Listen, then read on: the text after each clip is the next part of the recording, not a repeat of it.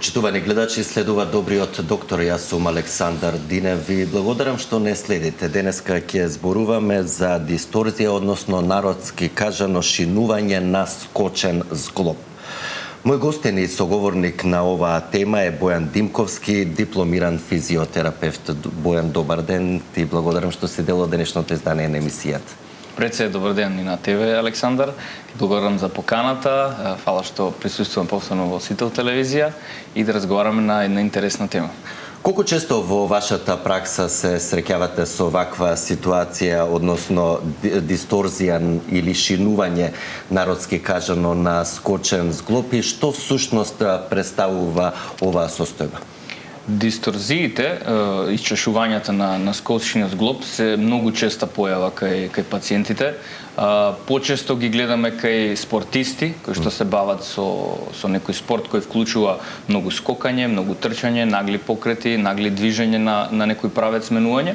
Меѓутоа и кај обична популација кој во секојдневието може да им се случи ваква дисторзија, односно исчешување.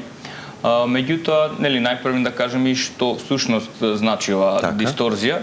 Од латински израз дисторзија значи нагло поместување, нагло истегнување на одреден зглоб.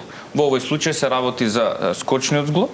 Тука имаме анатомски модел кој ни го прикажува скочниот зглоб со сите негови коскени структури.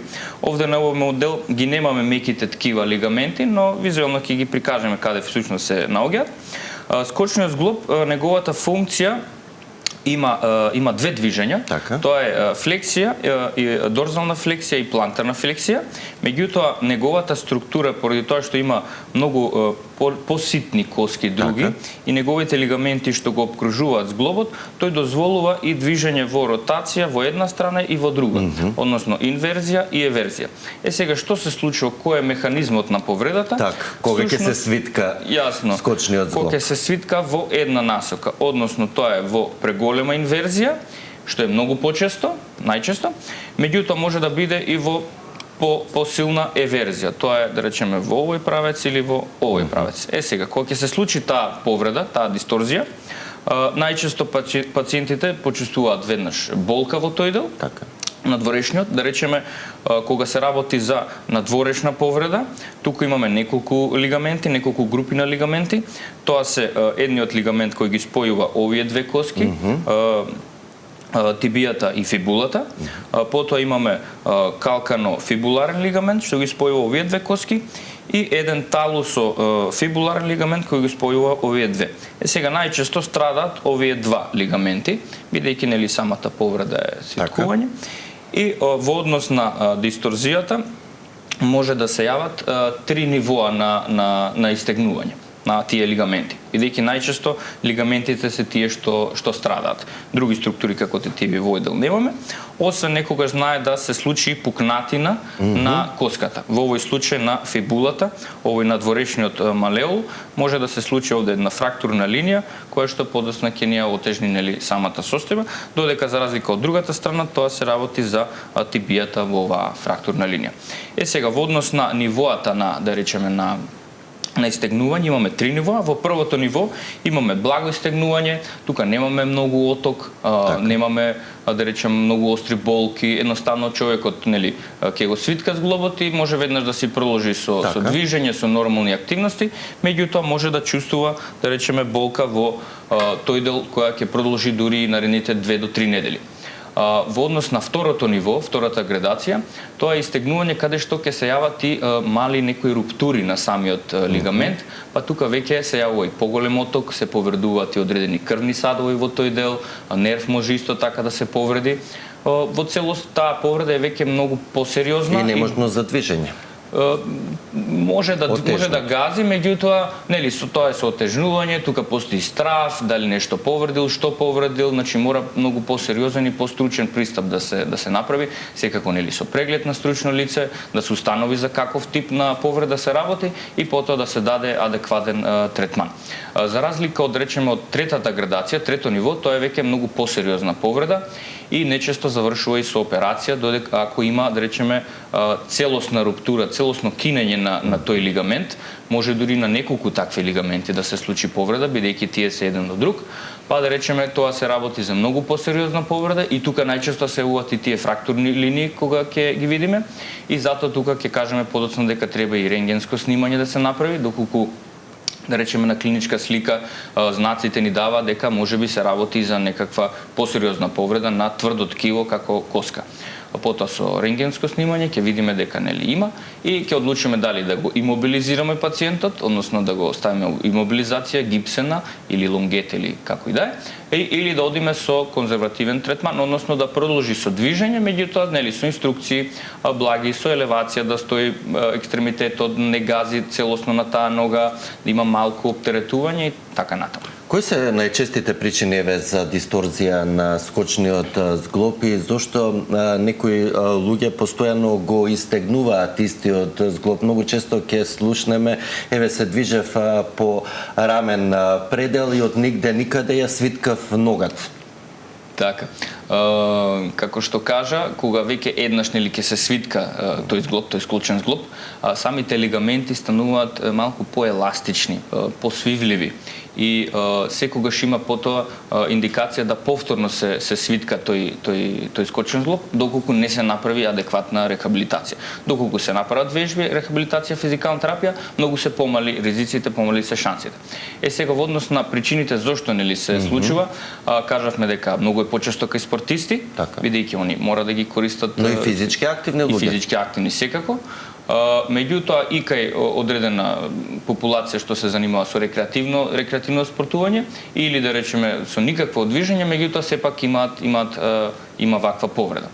Сега најчесто причина гледаме во да речеме послаби лигаменти на самата нога, зголемена тежина, гојазност, доколку пациентот е многу погојазен, нели нормално поголема е тежината, да. Секако неудобни чевли, почесто гледаме да речеме кај женската популација кои носат високи подпедици, па може тука да се случи нели ненадено затоа што самата позиција на ногата е многу поспецифична. Меѓутоа многу често во пракса гледаме дека и кај пациенти и истражувањата така покажуваат дека луѓето кои што имаат хроничен замор, недоволен сон и така натаму, едноставно тука некако се случува таа повреда бидејќи нема доволно нели енергија пациентот, па концентрација, да, па самата поврзаност на мозокот, бидејќи тој одлучува како ќе нели згазне со стапалото, тука да се случи таа повреда. Така, тука ќе ги поканеме нашите гледачи, почитувани, доколку имате прашање за денешниот мој гостин и соговорник Бојан Димковски, дипломиран физиотерапевт. Говориме на тема дисторзија, односно шинување или истегнување на скочен зглоб. Може слободно да се јавите на добро познатиот телефон 02 3116 566. Бојан, ти спомена при објаснување на формите на дисторзија као дел од симптомите, односно оток и слична друга симптоматологија. Што на прво на што треба да се посомневаме, кој знак треба да ни укаже дека можеби дојдена до повреда, односно шинување на скочниот зглоб? Кои се нечестите симптоми? Најпрвин кога ќе се случи ваква повреда, а пациентот е свесен, нели, бидејќи увидел дека се случило такво истегнување, златниот стандард кажува дека од 3 до 5 дена е доволен период за да го оставим пациентот сам да види дали ќе отокот нели ќе се повлече, дали ќе се намали болката, дали за краток период веднаш ќе може да се врати во секојдневието, да пешачи и така натаму. Доколку по да речеме третиот ден се уште ги чувствува истите симптоми, дури и се зголемуваат, едноставно не може да гази на ногата, тука е право време да се обрати кај стручно лице за да нели добие понатамошни инструкции како понатаму да се справи со оваа повреда. Кога ќе се случи оваа повреда дисторзија на скочниот зглоб, најпрвин многу брзо се јавува оток во стопалото. Така.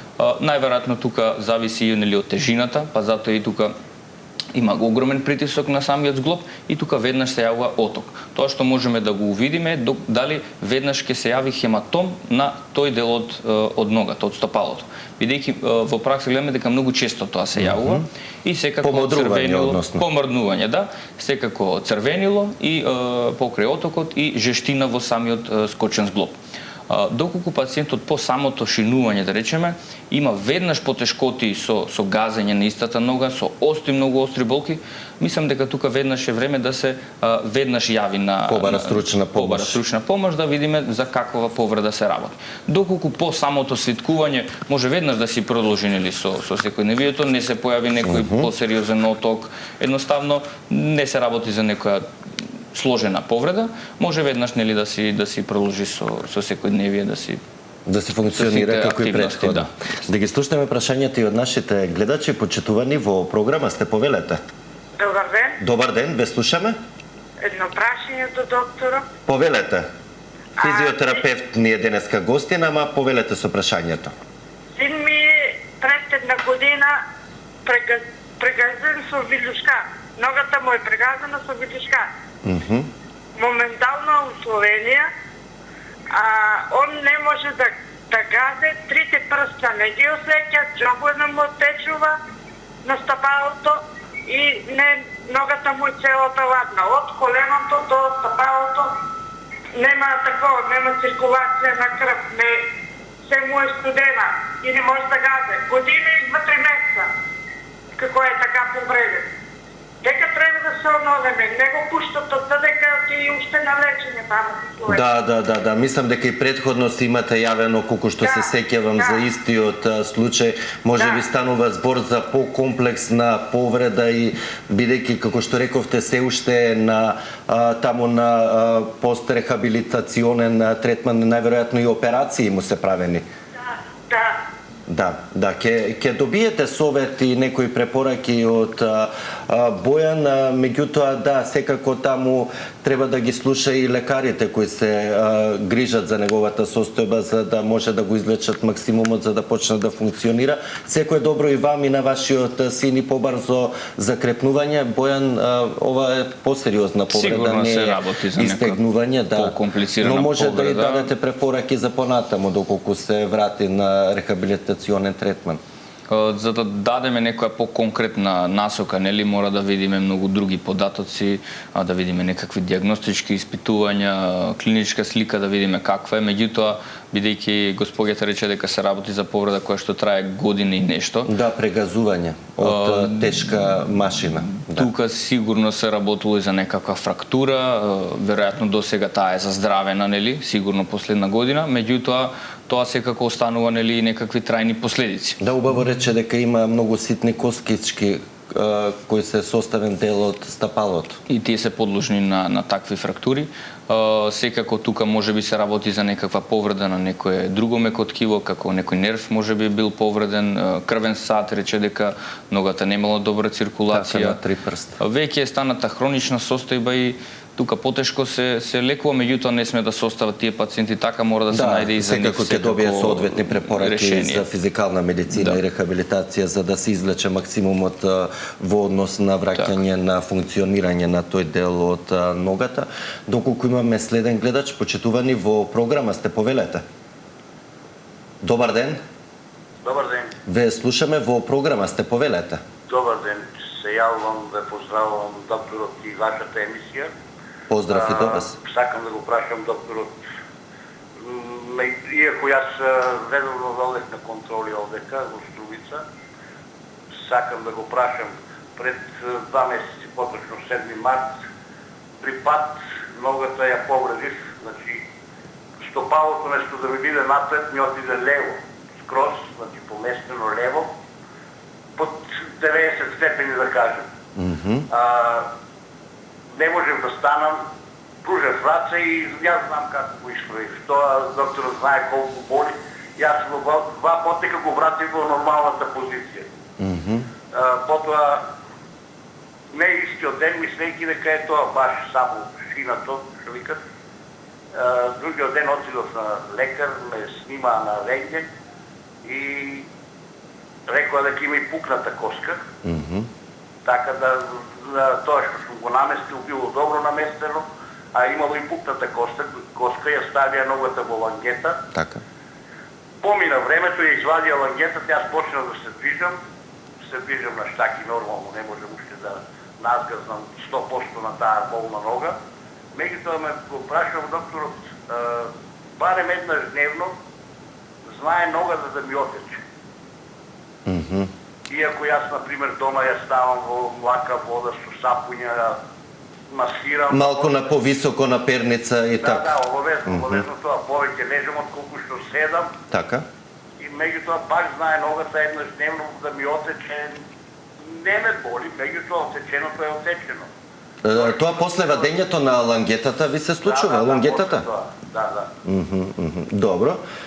Предпоставувам дека ве следат и таму што од стручно лице или ортопед или физијатар или слично, поради што ви била ставена или травматолог ногата во лонгета, ама ќе добиете и совети и препораки кога треба со вежби, односно рехабилитација. Секој добро, господине, 2 месеци чи нам рече господинот. Интересен случај, затоа што во пракса гледаме се почесто дека при вакви дисторзии неретко се јавува и луксација, како кај господинот, тој успел сам да си ја врати ногата. Тоа е како што објасни скрос на лево 90 степени отиде на ногата. Да, кај него практично целата површина на зглобната чашка е излезена. Најверојатно самата зглобна капсула била напукната, бидејќи за овие две коски да излезат од целото тоа лежиште е потребно многу голема сила. Меѓутоа спомна и фрактура, така да кај овој пациент добро поминала е рехабилитацијата, тој сам си се справува, оди со штаки, значи сите препораки ги следи.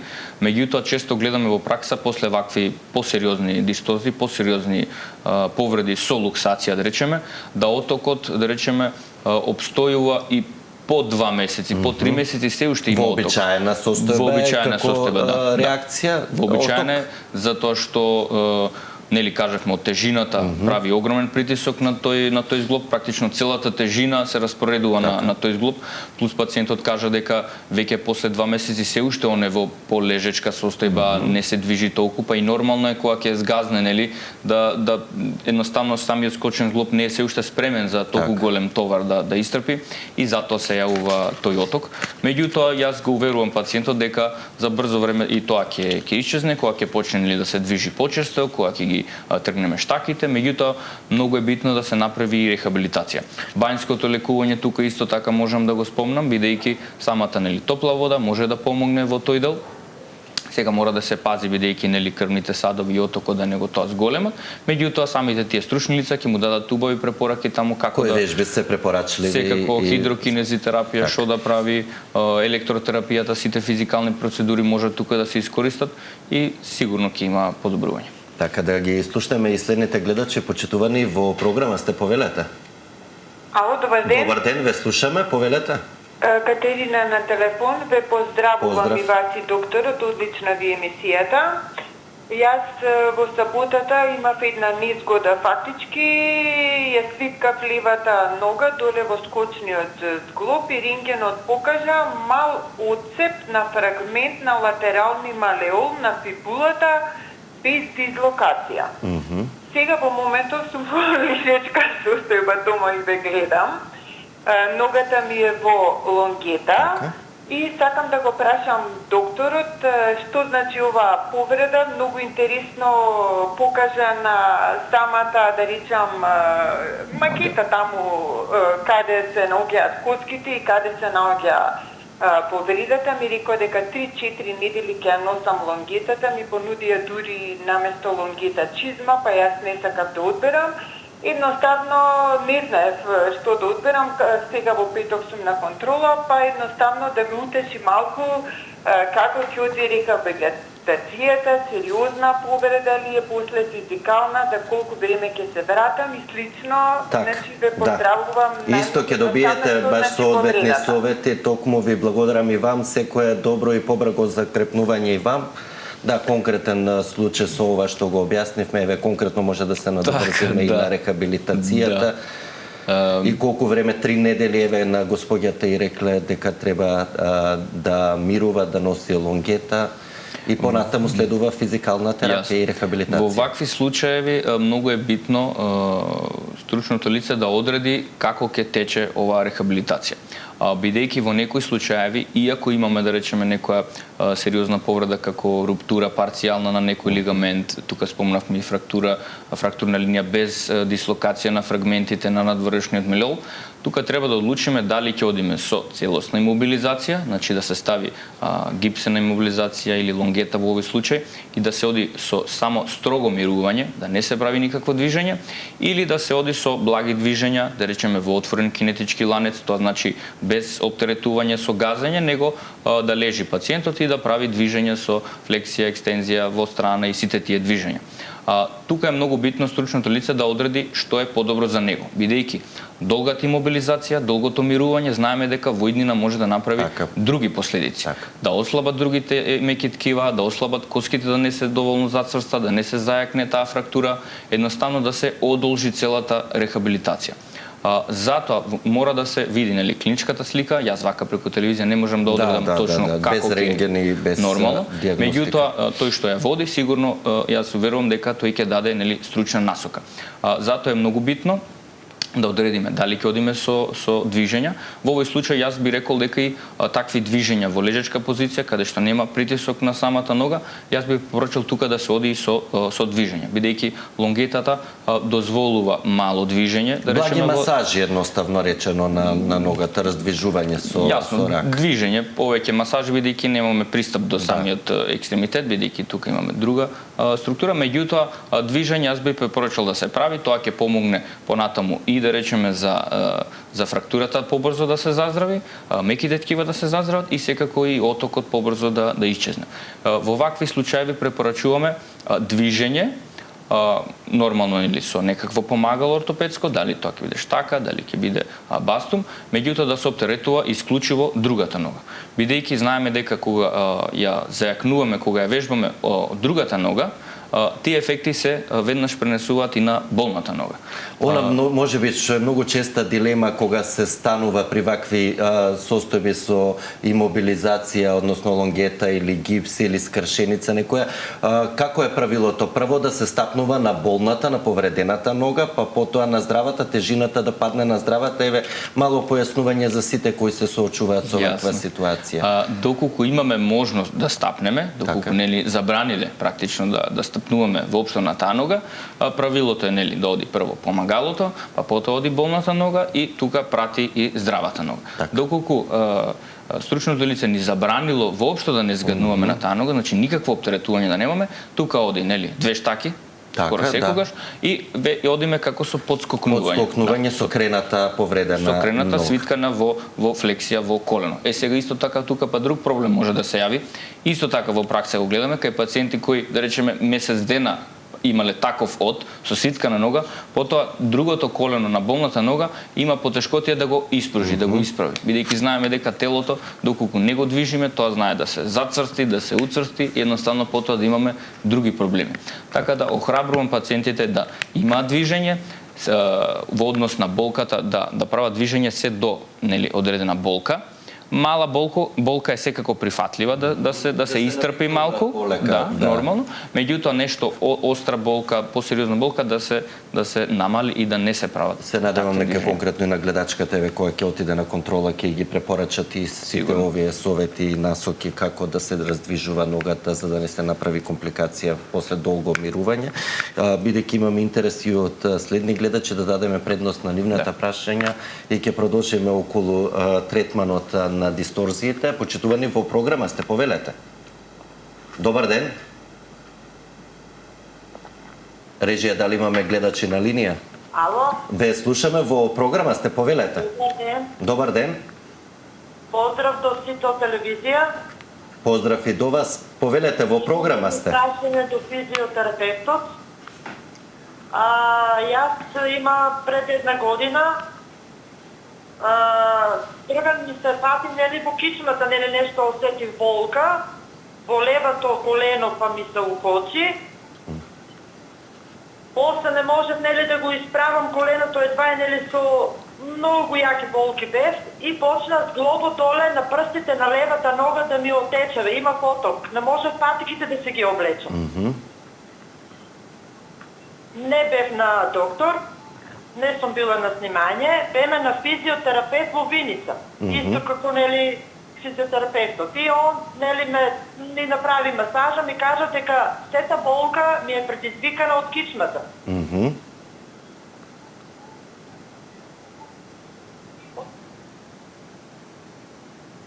Да, дали се уште сте на линија?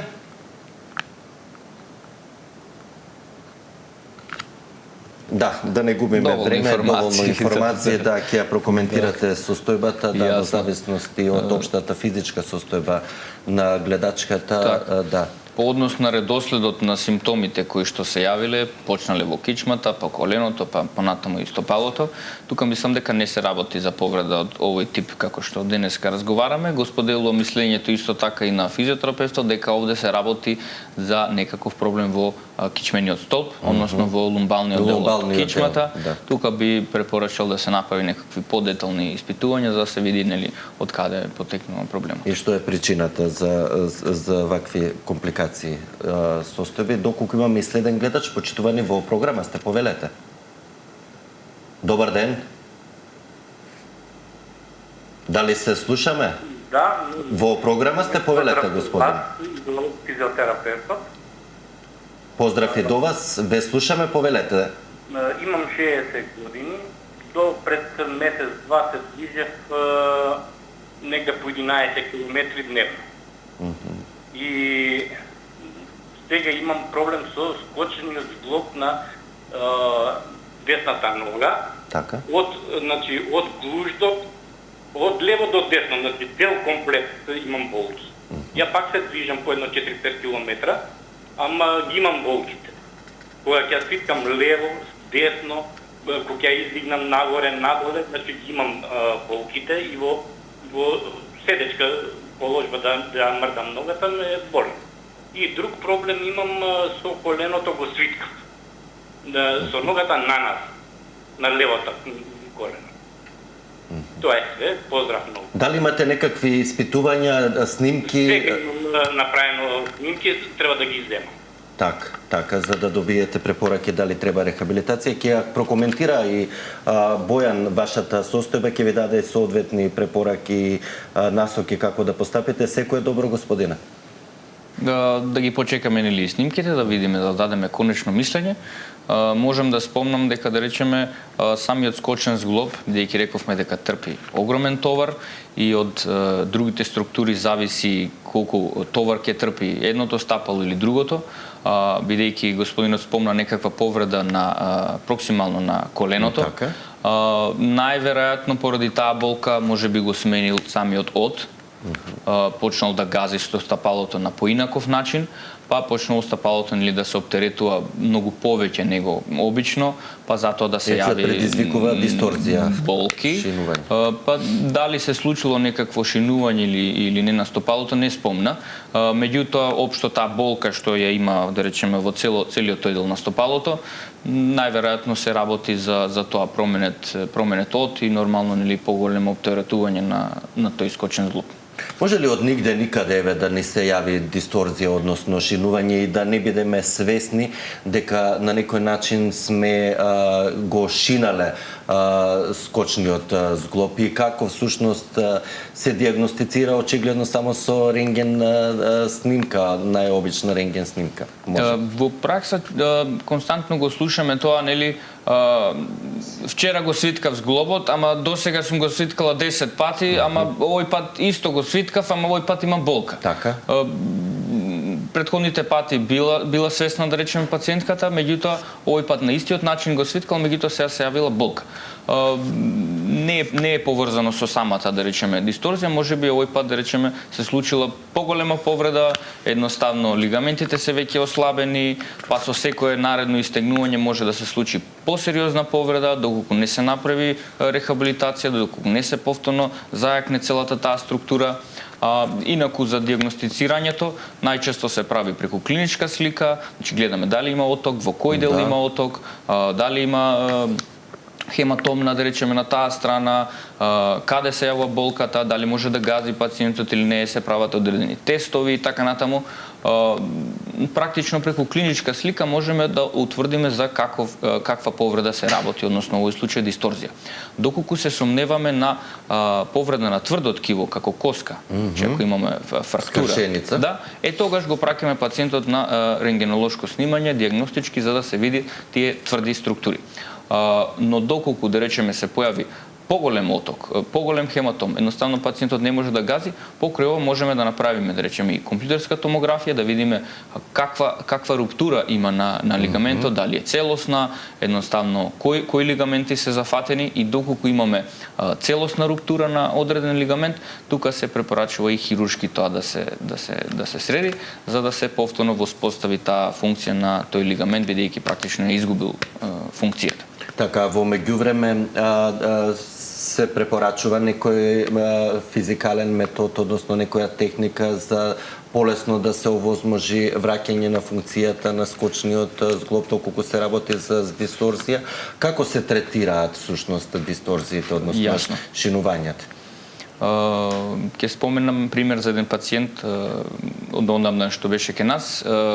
Него му се случило вака во секојдневие, да речеме, практично ситкување на зглобот, меѓутоа овој пат се работеше за парцијална руптура на одреден лигамент и се појави оток, се појави хематом, меѓутоа пациентот сакаше за брзо време да се опорави, бидејќи за 10 дена мораше да оди на патување, каде што ќе требаше да вози долги часови, да пешачи, фамилиарно патување, едноставно сакаше да ужива, не сакаше да го откаже.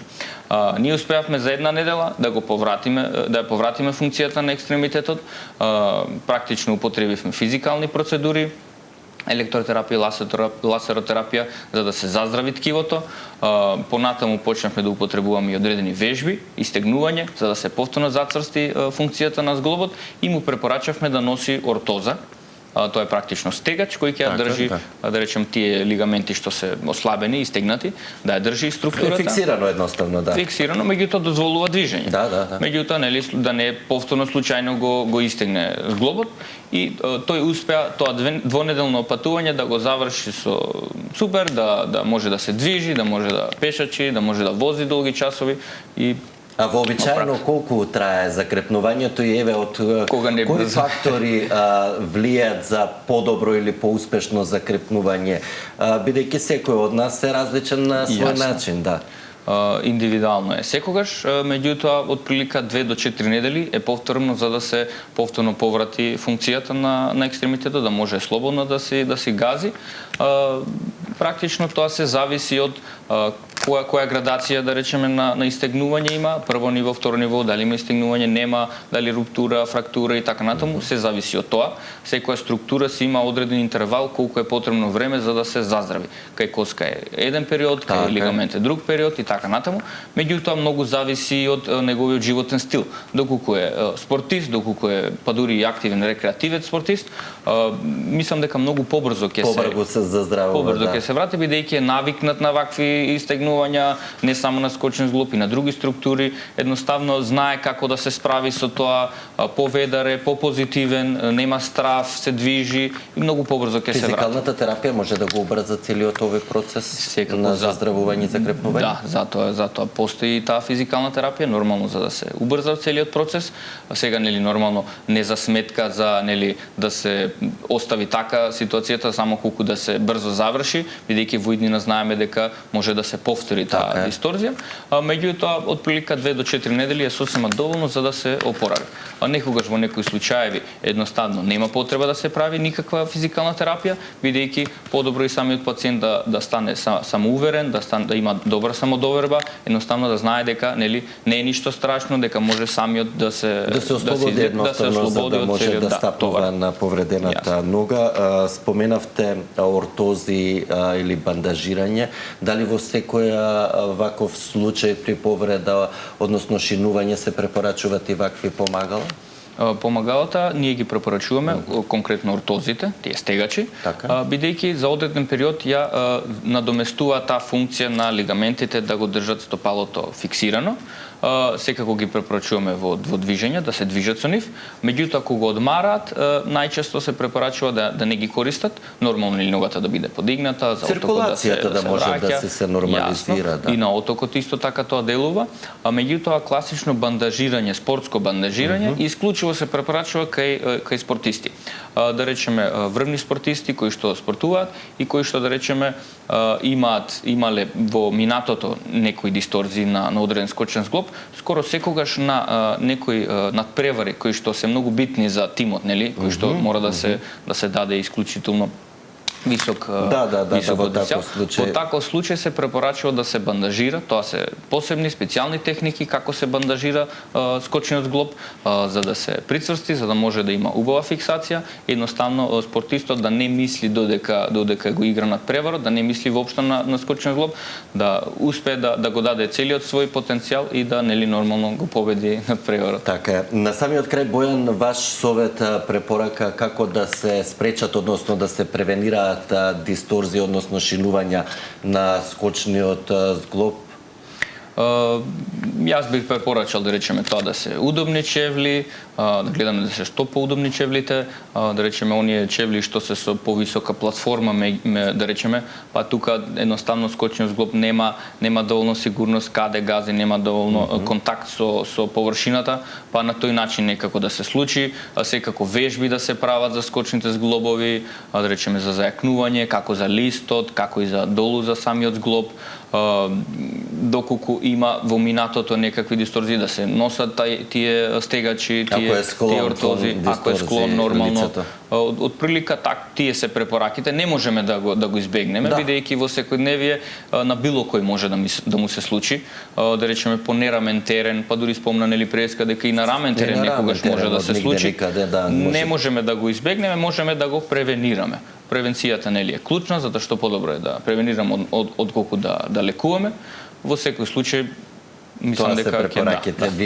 Ти благодарам за советите, за искуството кое го споделивте со нашите гледачи на оваа тема, која е доста честа и во вашата пракса, но и во секојдневието. Голем број на граѓани се соочуваат со ваков проблем и со задоволство те очекувам на некоја друга тема да бидеш повторно гостин во Добриот доктор, бидејќи навистина физиотерапијата и рехабилитацијата опфаќаат широк спектар на третмани пред се од глава до пети, како што се вели.